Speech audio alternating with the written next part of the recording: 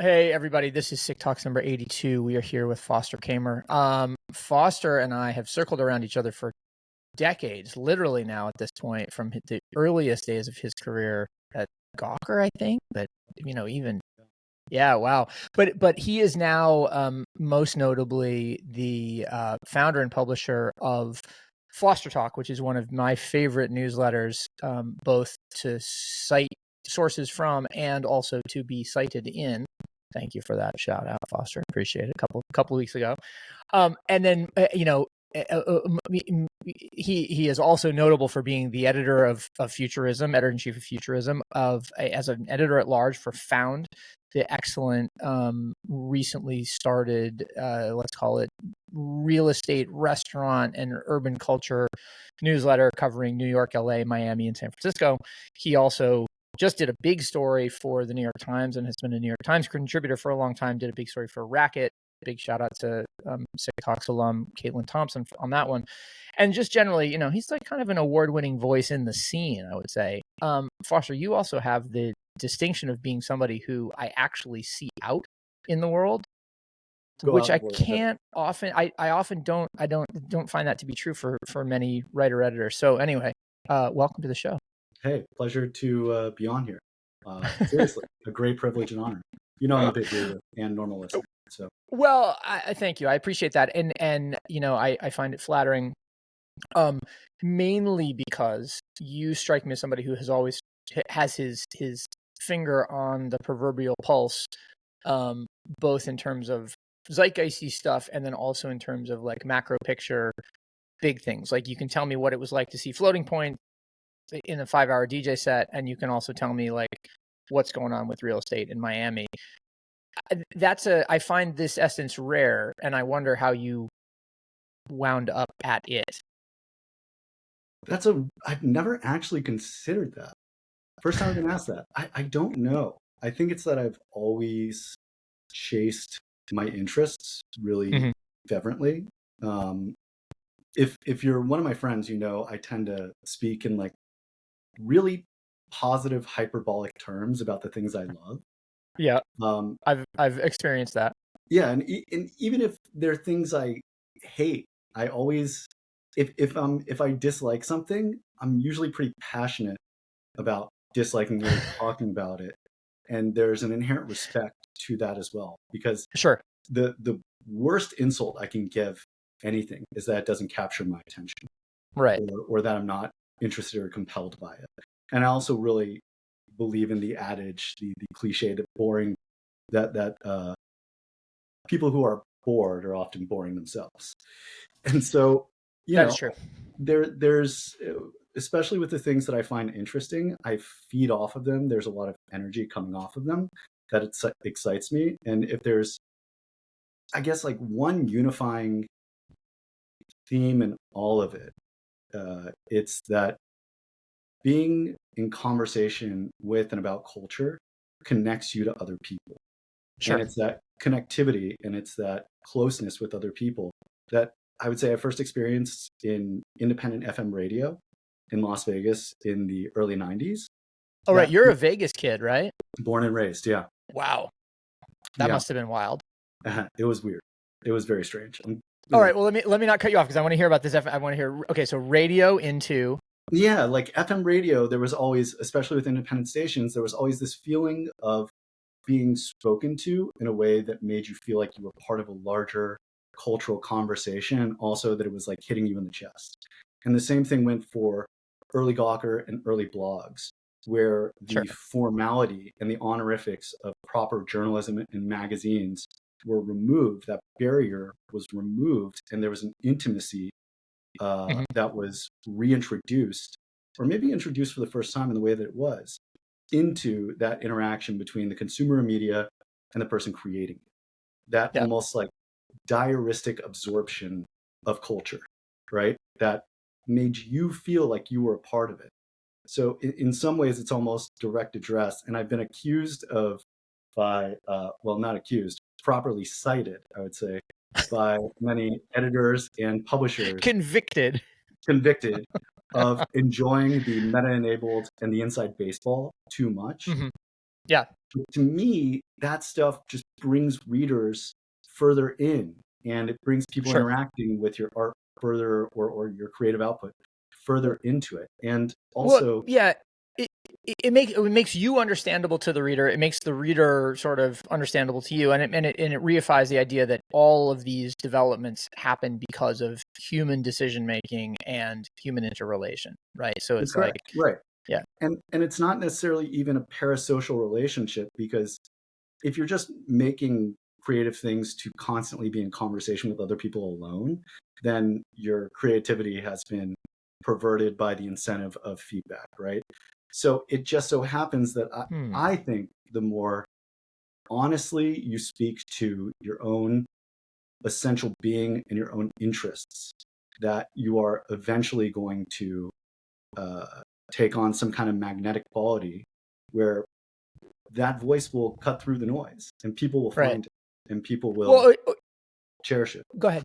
Yeah, I mean, I was going to say it's funny, like maybe not even magnetic quality at its base level, because really what you're talking about is just like approachability or relatability, and then the people who are really good at it become magnetic as they go, right? And Yeah, it's a little bit of the tuning fork effect, and yeah, this is a really schmaltzy, humanistic way to think about participating in culture, but it's how I've always gone about it, and it's never really been deliberate.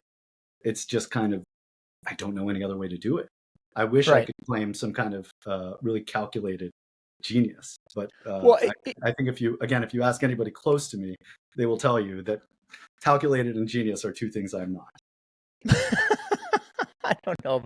Calculated, maybe not. I think there's a level of genius involved at some point. You wouldn't be where you were if there weren't. But it does, it brings to mind a thought from me, which is that you know you approach these very, some in certain cases quite weighty topics, right? Like the SI takedown of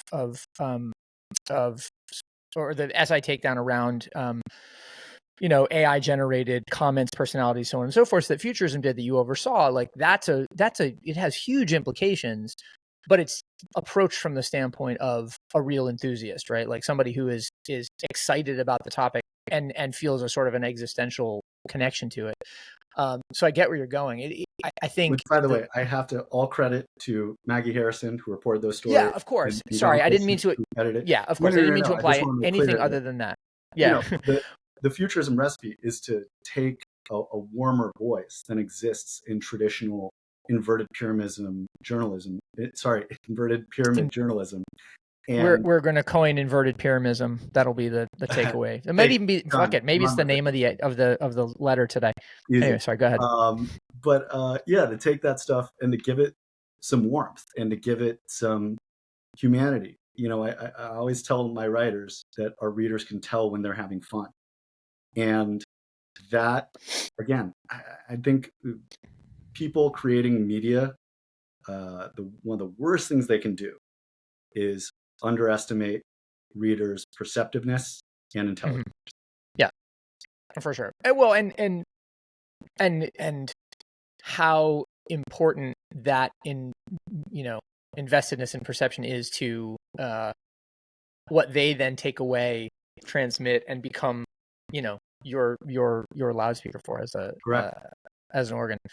So that's funny. I mean, then I want to talk about some of the stuff that's featured in SIC this week, because ostensibly this conversation tracks some of the links and some of the conversations that are happening Oh, through I the have so newsletter. many thoughts. Let's go.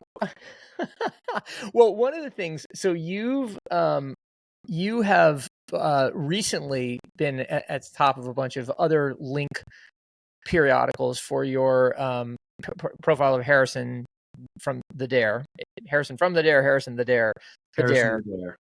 that guy. And to me, there was a really interesting vein that was opened up, both with, coming out of Brat Summer into the release of his record, which is tomorrow by the time people hear this, and then also all of these interesting think pieces that have come out, or reflections, let's call them, that have come out around the Oasis reunion, the eight ball piece about our nostalgic, but bilateral nostalgia. The Dan Ozzie wrote today about the differences between indie sleaze and emo night, and all of these things are sort of shot through with this sense of like we live on a continuum, but we don't know where we are on the progression of the continuum in a certain way. And I wonder, sitting in because you're correct me if I'm wrong, but I think you're probably a little older than Harrison is, and you probably have experienced some of the moments that he references as a fan in real life. Very and much so it must have been interesting to sit there with him and go, yeah, I know what you're talking about because I was in the room for it. Oh, yeah. As opposed to I was just experiencing it from like as a voyeur. At one point, I DJ'd a party with some people from Flavor Pill who started it, my friend Leah Taylor and her friend Rachel. Sure. And the party was held at a bar on 2nd and B. It was called the Pullout Method, and like Vampire Weekend was one of the first bands to play it. So wow. I was, and again, James Murphy voice, I was there.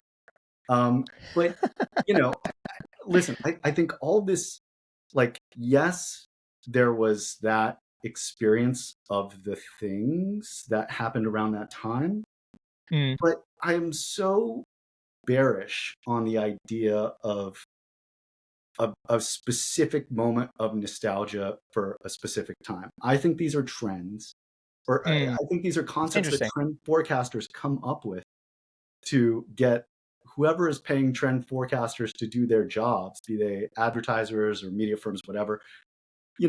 They're basically taking a set of facts and drawing a narrative around it, right? It's Sure. Have you ever heard the cliche, a product of Madison Avenue? I think having worked in advertising for 20 years, absolutely not. Exactly. No, never. Yeah.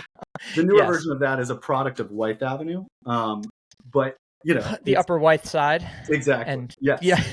Yeah. So many of these designations about like revivalism and, in the 8-Ball newsletter, he said that the New York Times anointed the Dare as Electroclash revival. That was actually the Dare's words, not mine.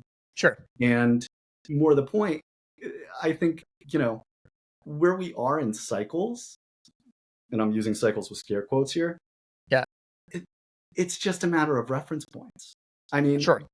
There hasn't been a revival or a nostalgia for ska music, but those reference points have articulated themselves in other kinds of music. That doesn't make necessarily for a revival. A bunch of parties in LA featuring millennials doing the same things they did 20 years ago does not necessarily make for a revival of something.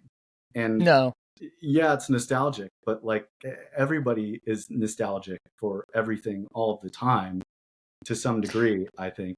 But it doesn't make for an artistic movement or a larger cultural movement. Those things are invented by trend forecasters to effectively perm something on top of these unwieldy things happening in culture that makes them make more sense to the people buying their trend forecasts. They're reductive and sure. You could make the argument that headline writers, though, are and journalists and storytellers to that extent are reductive to a certain degree. I don't know. I don't 100%.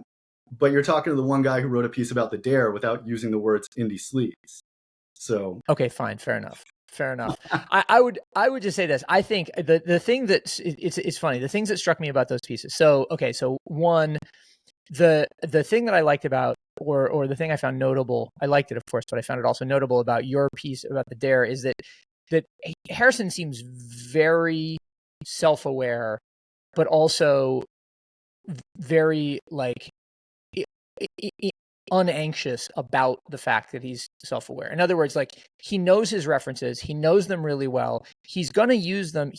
If you know them, awesome. If you don't know them, check them out. And like, there's no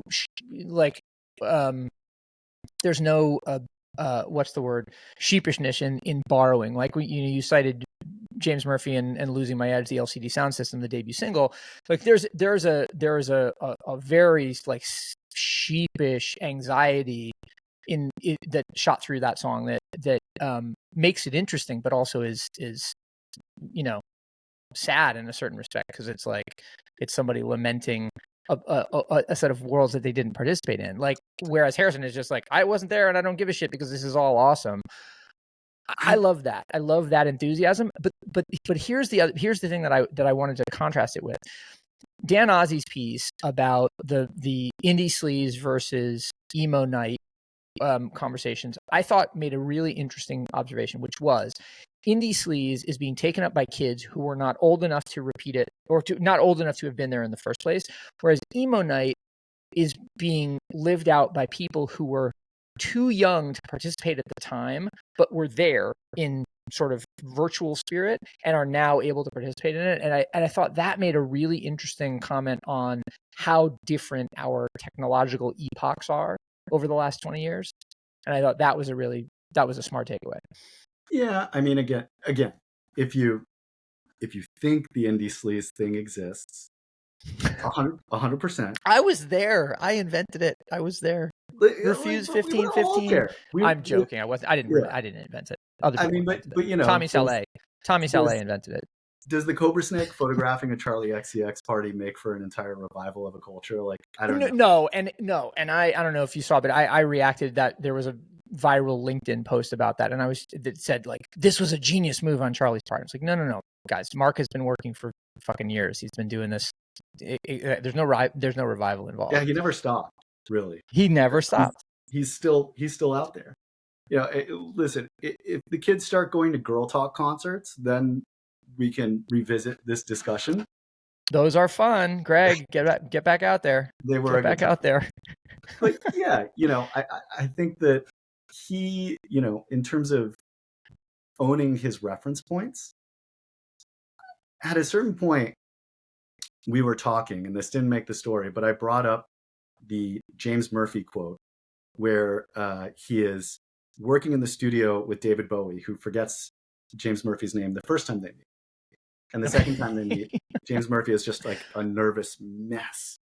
And David Bowie is like, what's wrong? And James Murphy says something along the lines of like, everything I did, I stole from you. And David Bowie just turns to him and goes, you can't steal from a thief, darling. Right. And it is just the perfect quote about pastiche and who owns it versus who doesn't. And what it means to take ownership of that pastiche. And even in Losing My Edge, even in that song, James Murphy runs through a list of all of the bands that he will then go on to ape with LCD Sound System to some degree. Yep. So, you know, again, that to me is the distinguishing point between the revival of a culture and using cultural reference points, which has existed as long as there has been culture to reference. Obviously, it happens at a different velocity and speed now that we have access to all this media. But as for the Dare, you know, the most fascinating thing about him is that his musical language would be recognizable to any self-respecting musician.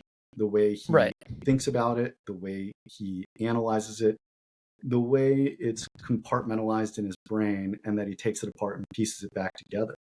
And, you know, there are going to be commonalities. People hate me for saying this, but that's okay. There are going to be commonalities between Steve Albini and the Dare. And they're, you know. Okay. There are. They're just. I mean, well, there are commonalities between all of us, but yeah. Anyway, say what you mean more specifically, because I understand the hackles that you've just raised, but I also am interested to know. Well, that's just like, the depth of the comparison. Those bands are easy hackles to raise. But we're all old now, so it's harder. I mean, I think some of us have become circumspect. But anyway, go ahead. Yeah, and I think the relinquishing the cynicism of that and just going, oh, here's somebody participating in the great tradition of pastiche. You know, it's a lot easier and a lot more fair to evaluate that artist within the context of that artistic form, rather than going, oh, this person's just copying what happened 20 years ago. Well, okay, maybe, but you can say the same thing about LCD. And to some degree, you can say the same things about the bands that came before that. Yeah, which is like strange and dissonant music existed before Lou Reed and the Velvet Underground went into their strange and dissonant phase. At the Yeah. beginning of that phase, they were like, Lou Reed was making like doo-wop boardwalk songs, which existed before him. Shout out And Syracuse, New York, where he was doing that. there you go. And so I think if you just take the larger context and remove the need for and remove cynicism or remove the incentive to have a hot take, you can look at this artist a lot more earnestly and see why they're having the effect that they are. But the Yeah. other and the other thing is this artist is having the effect that he is because the songs are good. Like they are just fundamentally sound songs. There was I haven't heard the record yet. I appreciate Girls for its young, dumb, and full of cumness. I couldn't get that line in there, but that was almost in there. Yeah, I also had a yeah. line comparing it to a caustic inhalant, which is to say it's over really quickly and you want to do it again. A caustic what? Inhalant. Oh, like a popper. Like huff and glue. I see. Okay, got it.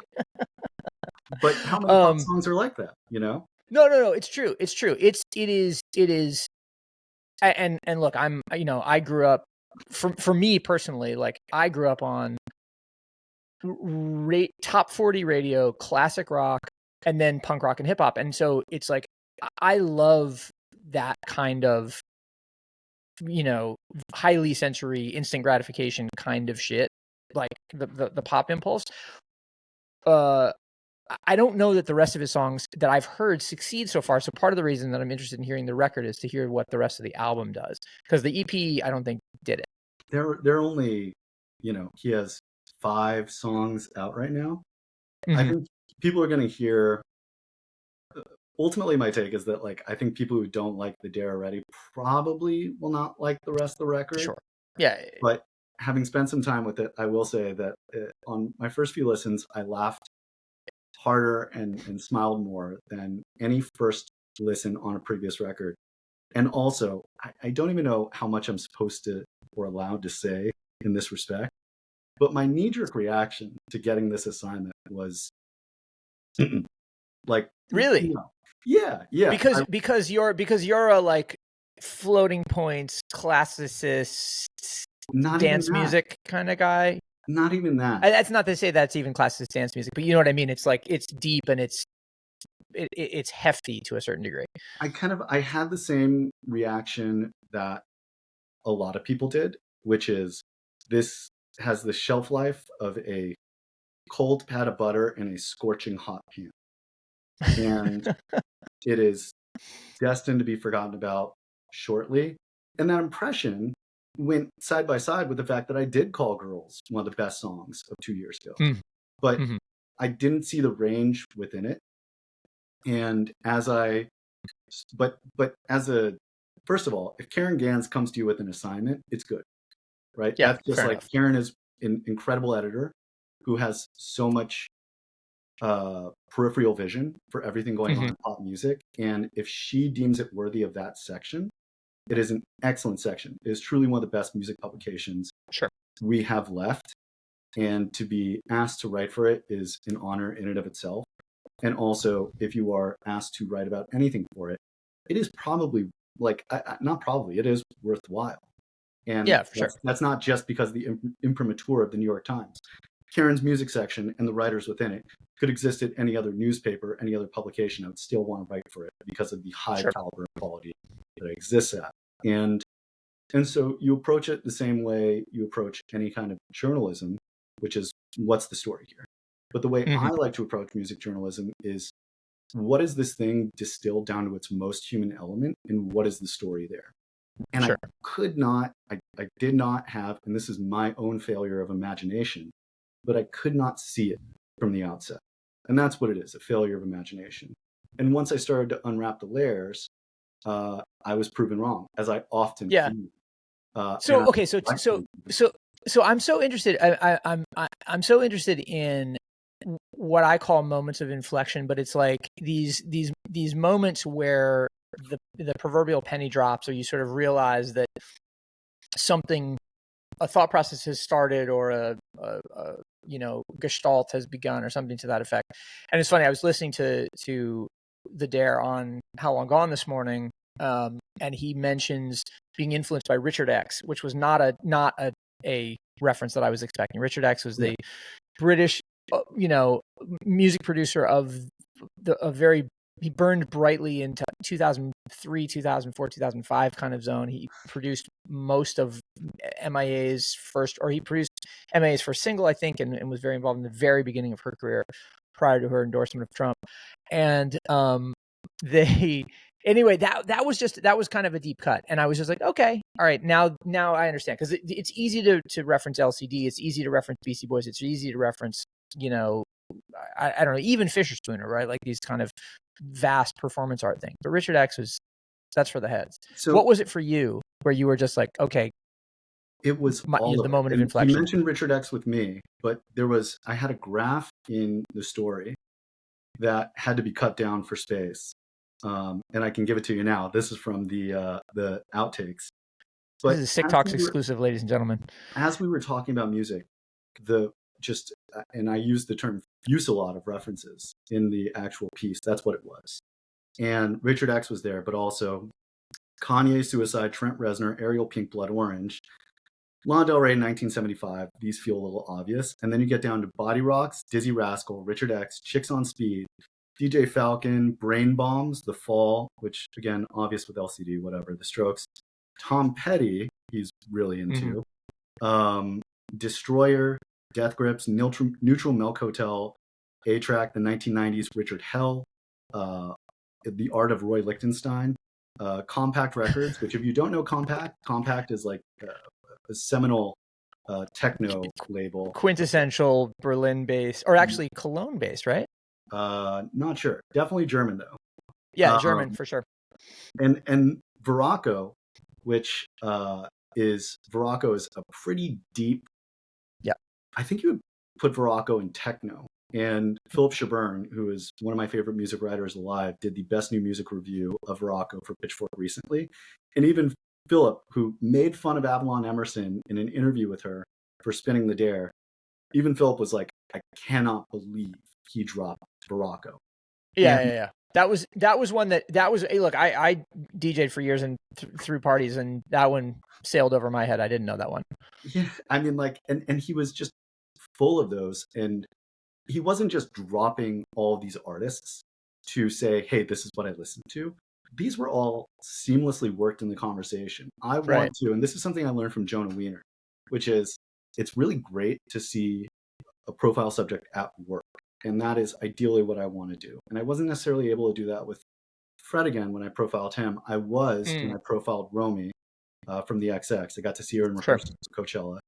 And Harrison and I sat at a mixing board at Electric Lady Studios as I just played tracks and had him play tracks from the album. And he was working these references so seamlessly and appropriately and just organically into the way he was explaining his own music. It was, hey, I was trying to do this thing that I heard over here and this thing that I heard over here. And it had the quality of truth. It was not bullshit. And, doing this for 15 years, you can really begin to tell the difference between what's a put on and what's not. I mean, this is somebody who also said that he was listening to a ton of Third Eye Blind lately. And my favorite thing I found I hate Third Eye Blind. On his, and I linked this in my newsletter, and I think only there were only 1,000 listens on this, but I found his old SoundCloud page under his own name. And wow, cool, okay. And he had published a cover of the Magnetic Fields' Take Ecstasy with me, and it's beautiful. Wow. And he also played me some of his instrumental tracks that he has in the hopper, and they are bangers. And I think the character of the dare and the suit and all of the concepting around that character, and it really is a character because when you talk to the guy, he is not that person, right? Right. Is very deliberate. I mean, earlier I made a joke about being calculated and genius, and neither of those things. I certainly do think so much of it is calculated, and it takes a craftsperson and an artist to do that. And also, he played every instrument on that album. Right. So, you look at the sum total of things and you go, oh, this is people might like it, they might not like it, but they Right. cannot argue with the crafts person behind it. Okay. Fair Yeah. enough. I'm convinced. And I was struck by there was some comment that I read, I believe it was in the piece, about him being one of the top pop producers in the next 5 years. Charlie Who was XCX it? said that about him. Charlie said that. Yeah. And I mean, her instinct for pop is pretty fucking amazing. And, not just pop, but Gestalt and that sort of, zeitgeist. So, but I also am struck coincidentally by this Magnetic Fields cover. For some reason, Magnetic Field popped up a bunch of times for me last week. And so you bringing it up again makes me think there's something in the water right now. Part of this whole trend analysis, trend forecasting thing that we've talked about is like discerning what's in the water more broadly. And we've talked a lot about this story for the Dare, but one of the other stories that you wrote for the Dare, but one of the stories and the trend forecasting pieces, that one of the stories that you also pointed out was there was a piece about how 29% of Americans have dined alone over the last year. And I wondered what it was that struck you about that, because it seems like there's something in the water there too. 100%. I think that has been building. I remember when, so the guys I work with at Found started Eater and Curve. And there was a time when, it's so difficult to imagine what restaurant culture was like before Anthony Bourdain and David Chang and the current major class of food and restaurant celebrity that exists. Maddie Matheson, Sure. Allison Roman, so on and so forth. It's really difficult for people to conceive of what that was like before, but the appreciation for not just food, but the restaurant going experience was not there. Sure. And 20 years later, it is a culture unto itself. Yeah. Most of that culture has been focused on the food. And by the way, I should say that I wrote about food and restaurants and nightlife for a pretty long time. So I'm not just talking out my ass here. And also kind of like grew up going to restaurants more than I did home cooked meals. And and I think the food portion of it was the thing that people were fixating on for a really long time. And over the last couple of years, you've seen this real embrace and appreciation for the restaurant aspect of it, the mise en scene of a restaurant even more. So kind of the repopularization of, I guess, Balthazar and the Odeon in downtown New York. The way that diner is like a hotter ticket than it's ever been for a 20-year restaurant, which, by the way, is not normally the life cycle of restaurants, should tell you something.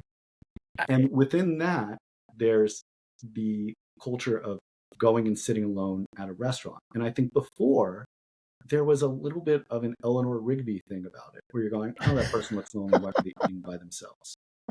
And now, I think especially the idea that if you live in New York, sometimes there's nothing better than going and sitting at a bar and eating by yourself. Yeah. And that idea started to get mainstreamed isn't the word, it's so the wrong word. I guess it was just given light and air, and the embrace and the pride in doing that existed kind of in the shadows before, and it started people started writing about it and embracing it a little more. And with the popularization and the massification of tourism, especially to other countries and other cities, of course, these factors are conspiring to create an increase in solo diners. Yeah. Having worked in restaurants, the idea of a one top table, it hurts restaurants. And I think the next thing we're going to see, by the way, that's interesting. I think the next thing, if restaurants are actually beginning to embrace the one top, the Dolo, I think something you're going to begin to see is people want to eat at these great restaurants, but there are only so many bar seats. And when you seat a solo diner at a one top or at a table, you're losing probably another seat. right? Yeah. So Yeah. I would not be surprised to start seeing restaurants seat strangers with each other. Interesting. Yeah. Interesting. Yeah. This is there's a sort of so speaking of diner and it's major domo Andrew Tarlow, we had so as you know, because you've been, we have breakfast every Wednesday at Le Crocodile at the Wythe, which Mhm. used to be Reynard, which was Andrew's restaurant at the And Wythe Hotel. I loved Reynard. It was so Me good. too. Oh, Me too. I mean, I love, and to be clear, I love the Crocodile too. Crocodile's great. It's a I fantastic loved, restaurant. I loved Renard, and we were talking this morning about salt and pepper on tables and how particularly in the last 5 years, salt and pepper has disappeared from tables. And one of the breakfast goers happens to know Andrew and texted him, and this is after the fact, and was just like, hey, isn't there salt and pepper on the tables I'm anymore? fascinated to hear whatever you're about to say. Well, so Andrew said, I mean, and I hope I'm not talking out of school here. I'm paraphrasing what I read in the text, but it was essentially like, we expect the kitchen staff, the cooks, to season the food. If Yeah. if the diner wants to ask for salt, they can ask for it, but that's generally, we consider that a bad sign. I thought that was a sort of a weird. Not weird. Like, I understand it completely. It's the kitchen's responsibility to give you the food experience that they want you to. But I also find it strange because everybody's palate is so different, that to me, like, I'm very salt attuned. I really like my bases over my acids, let's call it. And so I want salt every time. And I feel a little weird that it's not provided to me every time. But I just thought that was strange.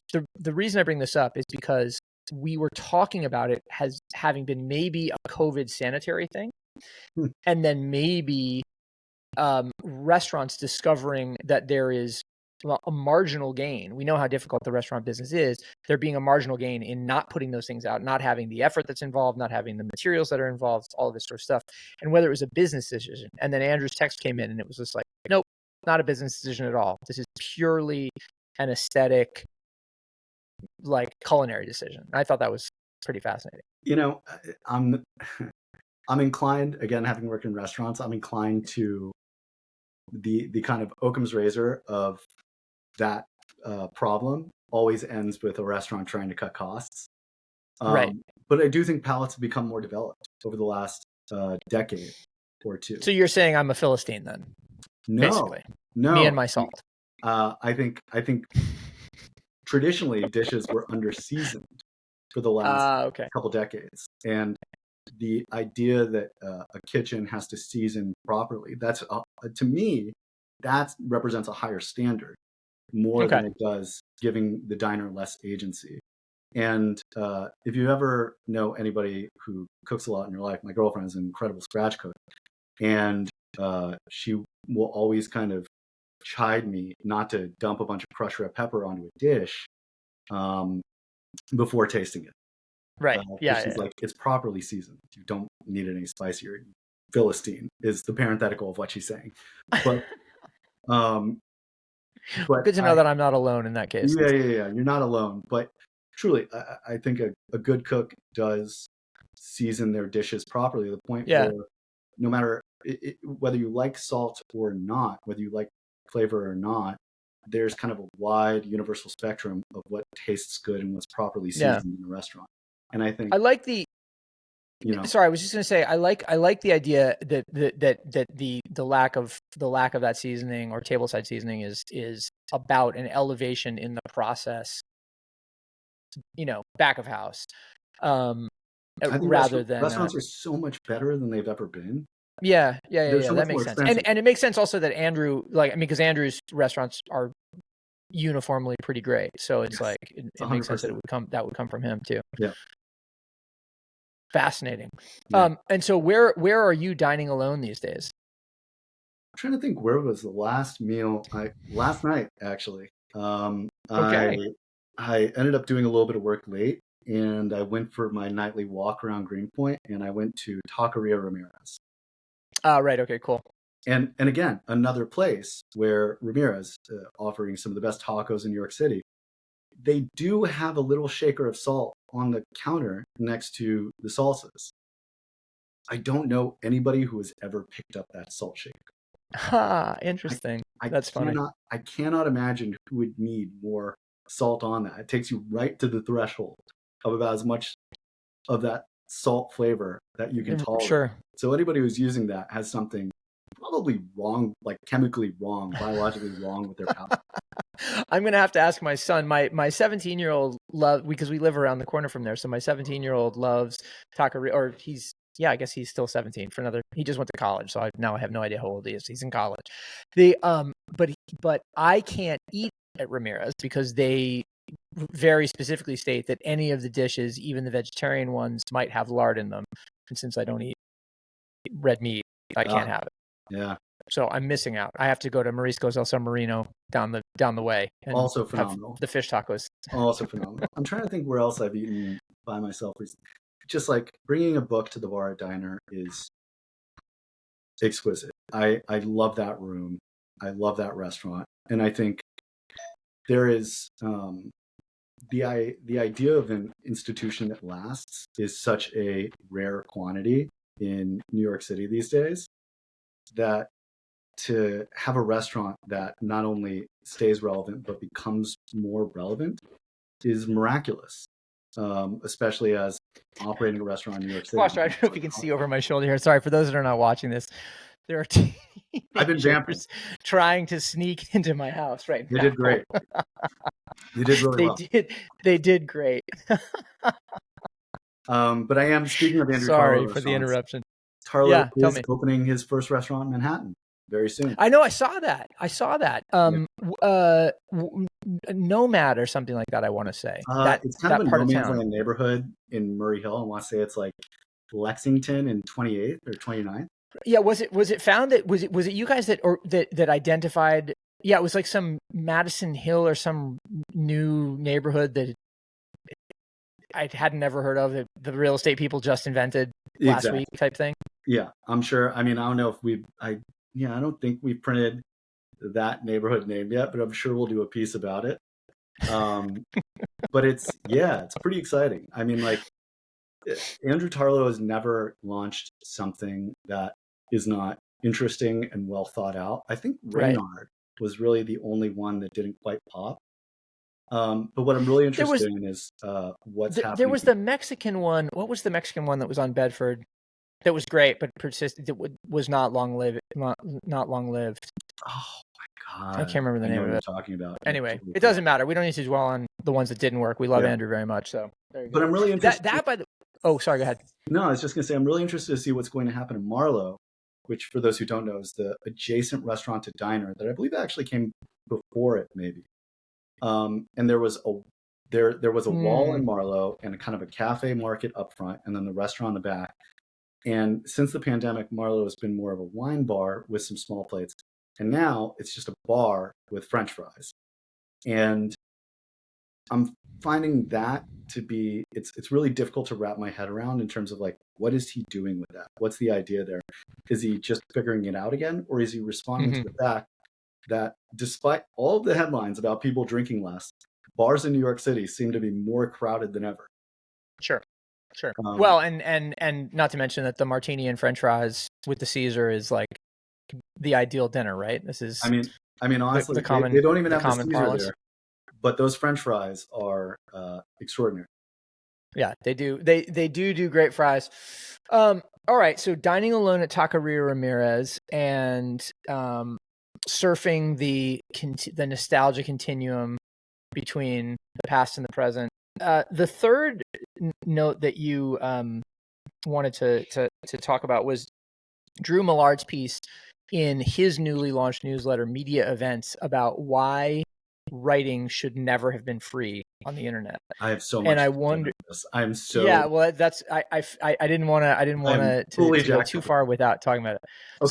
So just a little bit of setup first and foremost. Like, so Drew was one of the first writers hired at Noisy years ago. So I've known him since he was, a child, basically.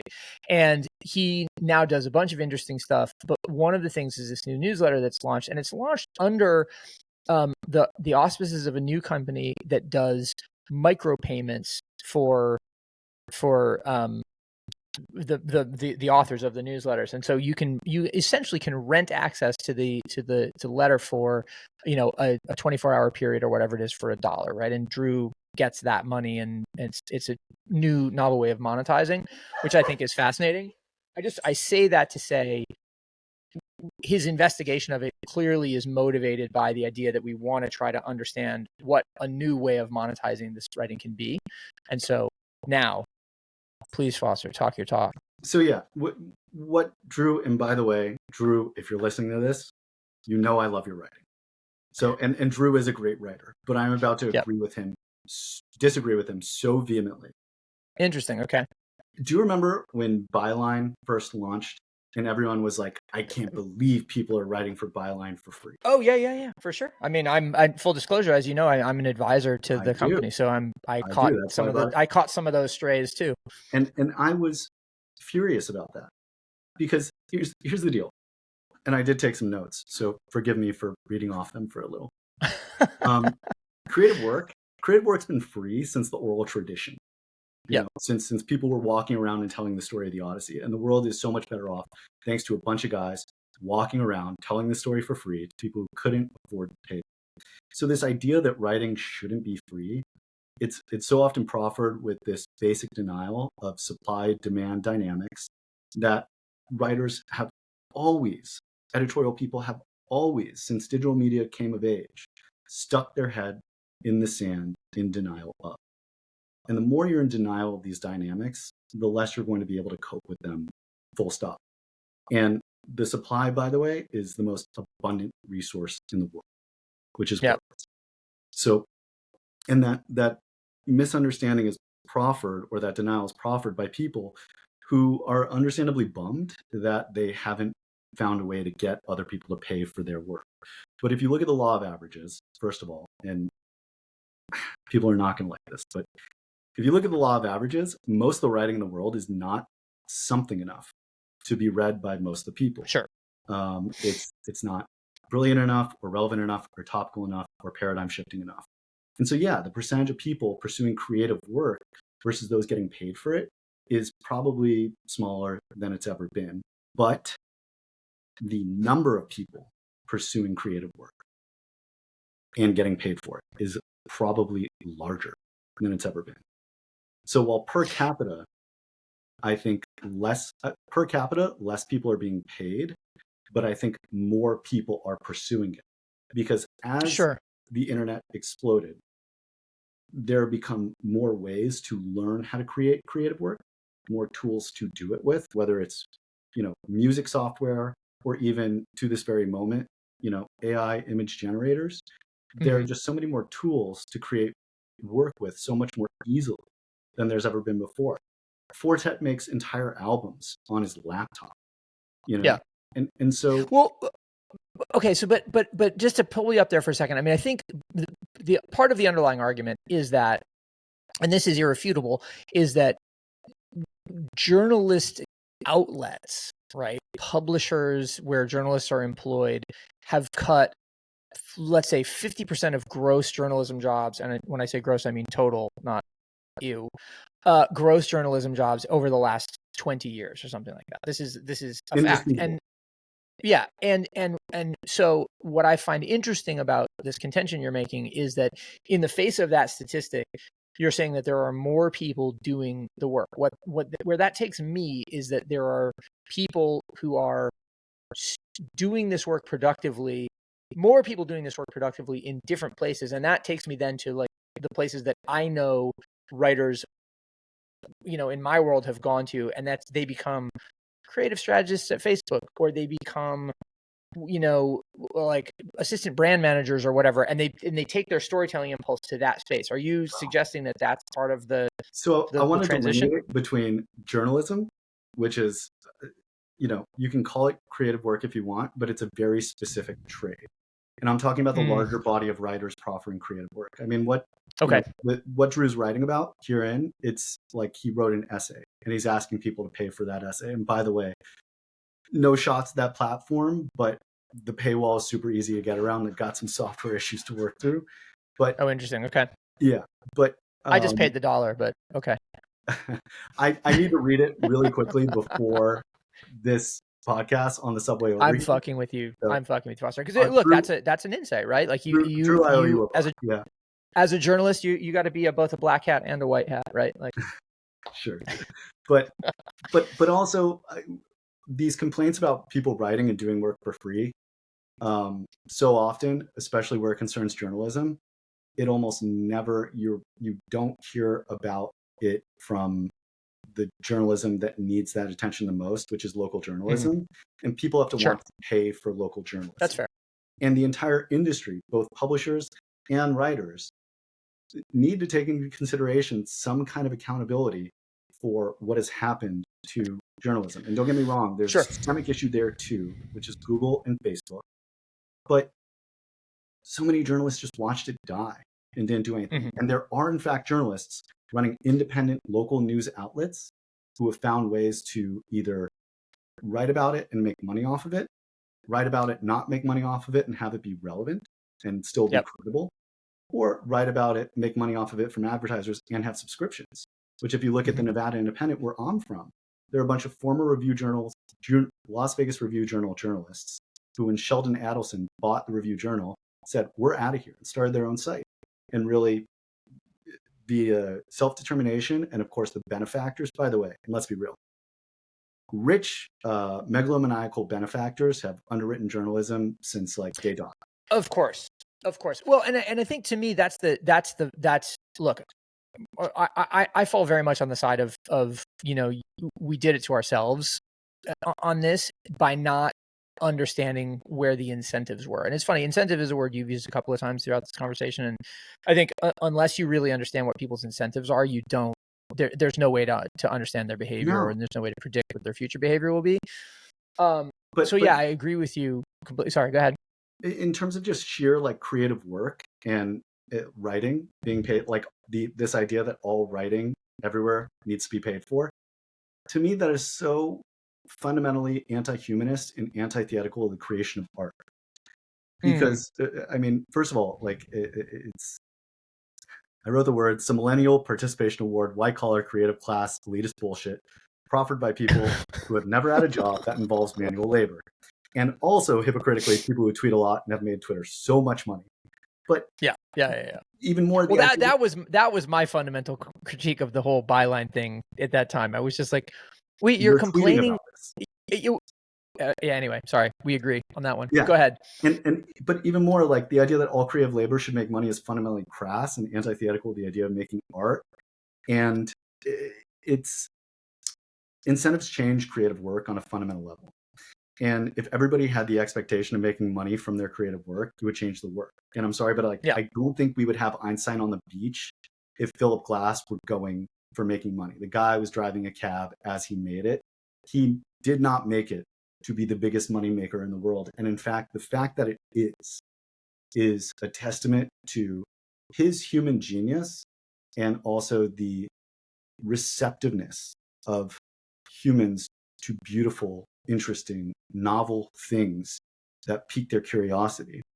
And so, this idea that all art should make money or be paid for, like, come on, all artists are egoists by nature. Of course they think that, but the reality is different. And I think it's not a great message to send to people who want to engage in creative work, that it should all make money, because that is what creates a true flattening of culture, A. And B, like, they should just focus on making it good with some of money. Right. You could argue at that point that the parallel process is like with large language models, where if you are programmed to seek the next most successful object in or action in a string of actions, be it the next word, the next action, the next behavior, etc., then you are inevitably going to regress towards a most palatable, most widely acceptable mean. Yeah, right? There's a New Yorker piece out about this. I want to look up who wrote it, but somebody finally wrote the piece that I've been like, I wanted to write it, and I'm jealous that Oh, they interesting. beat me to Okay. it. But it's about the fact that AI can't. The headline is "Why AI Isn't Going to Make Art." It's by Ted Chiang, and it's effectively that, which is AI operates on inputs, and Right.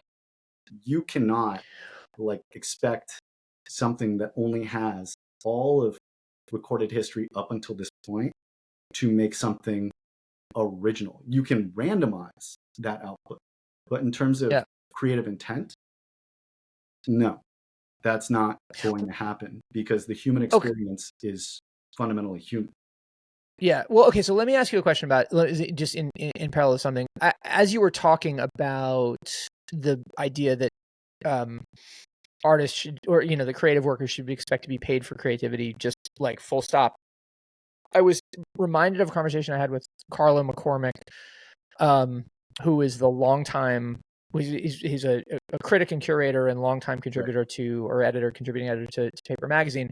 I went to an art opening last night that he happened to be at, and I didn't speak to him last night, but I have spoken to him in the past. And he told me once, I asked him about, I don't know, like I'm a big fan of Alleged Gallery and all of the sort of post-skate, post-graffiti stuff that came out of the early 90s Lower East Side. And we were talking about that, and he's just like, man, like you just have to take a vow of penury if you want to be an artist or you want to be a critic. And that struck me as like shocking, to be honest, because I was like, I don't think it's true. I think there are ways that you can work around the limitations, but B, it requires a certain group of people to be ascetic, to basically go, sorry, we are dropping out of the incentive system that everybody else participates in. And for the rest of the incentive system to go, not, oh, well, we have to pick those people up, but rather to go, okay, cool, that's the choice you're making. We'll support it when it's good, right? And that's what encourages it to be good. I guess my question for you is, it's like, as you give advice to Foster 15 years ago, are you saying, hey, man, you got to commit to a vow of penury and maybe it'll work out for you the way it's worked out for me? Or do you tell them something different? What I would say is you're going to make better art if you're less concerned about money, which would be a scarier path. Can you enjoy it? And the sure thing that makes you money will lead you to jobs in editorial management, but the most gratifying things you do are not necessarily going to have money at the end of it. Sure. And those things need to be your focus above all. And that's like in my newsletter, which I did for the last, I did it every summer I tried to do it every Friday. I almost got all of them, but it was really that 13 out of 15, right? It's pretty, 13 out of 15, a valiant effort. Yes. It was that exercise. And at the beginning, there was this kind of like, there was this unconscious leaning towards all of the Substacks that are making money. And I can admit, like, first of all, writers are terrible at admitting when they're jealous. Of course I'm jealous of other Substacks making money. Yeah, how could you not be? Yeah, how could you not be? It's incredible. And I'm psyched. And there's a part of me that, as jealous as I am, is absolutely psyched for them too. Because the plurality of people making money in media now versus the, pretty unilateral media industry that existed 30 years ago is awesome. And it is the dream of blogging realized to some degree. Yeah, for sure. But like, I was kind of unconsciously pitching towards that stuff. And then I finally remembered and got the vapors of why I'd had fun with it to begin with. And that's when I really started cooking with it. And it is truly, like, it is the most useless newsletter to some degree that anybody has ever read. Well, just because it doesn't. Sorry guys, you can't see me, but I'm wincing at that characterization. I just don't think that's true. I was a big fan, so and I appreciate that. But it was truly just like a vector of my own interests, and so it covers Popper. Not that I'm interested in poppers, but I think poppers are funny. I mean, and I think just what's happening culturally with poppers is hilarious. So it's covering poppers and the Australian Bowl restaurant and non-compete agreements and whatever Taylor Lorenz is up to at the Washington Post, and also the East End Long Island crime blotter, which was the killer inclusion. Yeah, and the price of a hotel in Capri, and just all these random elements that I guess together in aggregate represent some kind of uh, musicality to my interests, but otherwise there's no purpose for it to exist other than the fact that I wanted to write it. And that, above all, that was the thing that got the most feedback. That was the Right. thing that resonated the most. It wasn't like I found this thing to be incredibly useful, or this thing is going to change the way I think about this. It's I had a really good time. Yeah, of course.